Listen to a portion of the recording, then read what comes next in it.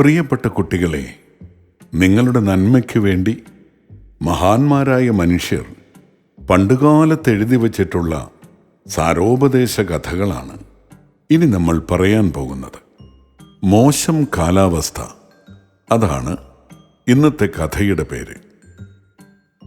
ഒരിക്കൽ ഒരിടത്ത് ഒരു കർഷകനുണ്ടായിരുന്നു. കാലാവസ്ഥ മോശമായിരുന്നപ്പോൾ ആ കർഷകൻ വീട്ടിൽ തന്നെ ചടഞ്ഞുകൂടി. ഭക്ഷണത്തിൻ്റെ കാര്യത്തിന് എന്തു ചെയ്യും? ഒടുവിൽ സ്വന്തം ചെമ്മരിയാടുകളെ ഓരോന്നിനെയായി ഓരോ ദിവസവും കൊന്നു പാചകം ചെയ്ത് ഭക്ഷിക്കാൻ തുടങ്ങി. കാലാവസ്ഥ മോശമായി തന്നെ തുടർന്നുകൊണ്ടിരുന്നു.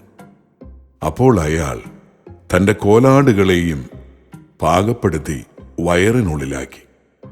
പിന്നെയും കാലാവസ്ഥ കൂടുതൽ വഷളായതേയുള്ളൂ.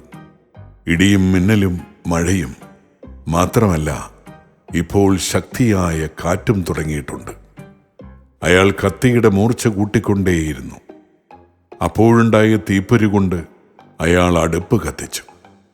അതിൽ അയാൾക്ക് വേണ്ടി കാലങ്ങളോളം വണ്ടി വലിച്ചിരുന്ന കാളകളുടെ ജീവനാണ് ആവിയായിപ്പോയത്. ഇത്രയുമായപ്പോൾ അയാളുടെ 2 കാവൽ നായകൾ ഭീതിയോടെ പരസ്പരം നോക്കി. യജമാനന്റെ പ്രവൃത്തികളെ അവർ സൂക്ഷ്മതയോടെ നിരീക്ഷിച്ചു വരികയായിരുന്നു.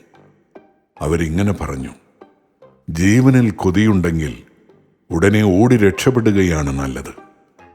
തനിക്ക് വേണ്ടി ഇത്രയും കാലം ഭാരം വലിച്ചിരുന്ന കാളകളോട് പോലും ദയ കാണിക്കാത്ത ആളാണ് നമ്മുടെ ഈ യജമാനൻ.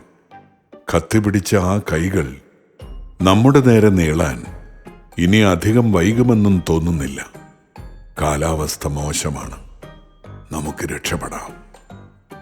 കഥ ഇഷ്ടമായ കൂട്ടുകാരെ, എന്താണ് ഈ കഥയുടെ സാരാംശം?